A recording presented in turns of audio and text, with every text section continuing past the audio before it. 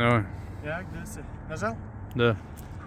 السلام عليكم و رحمت الله و برکاته. دوستان و برادران عزیز، بسیاری ها در ما مراجعت میکنن، میپرسن یعنی در حالت عصبانی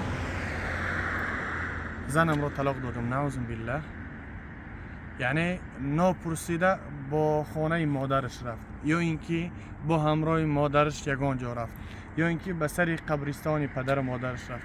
یعنی مطلب ما برای همون جوانانی که در حالت عصبانی خودشان قبیله نمیتوانند، خودشان به مثل گیرکل میگیرن، یعنی در پیش خسر خشتامن یعنی خودشان نشان میتن.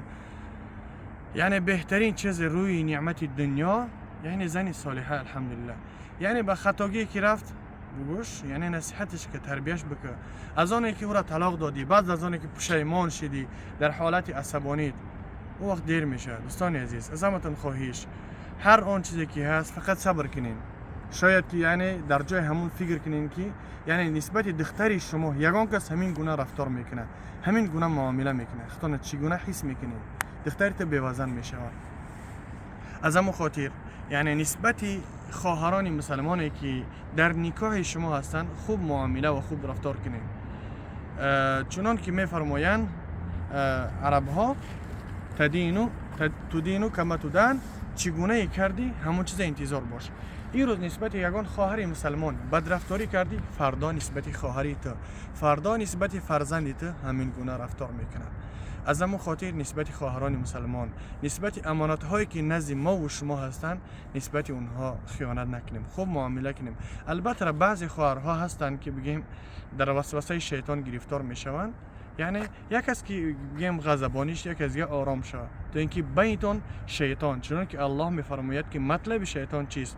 ما یفرقون به بین المرء و زوجه.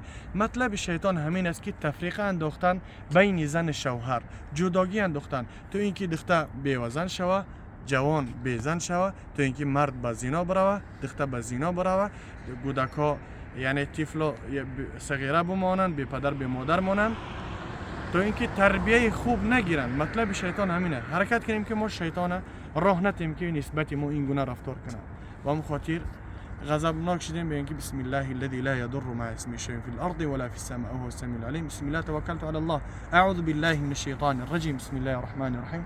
تو اینکه گردن شیطان بشکنیم، شیطان برای ما یعنی وسواس خود را ندهه. خب باقی در امان الله باشین. السلام علیکم.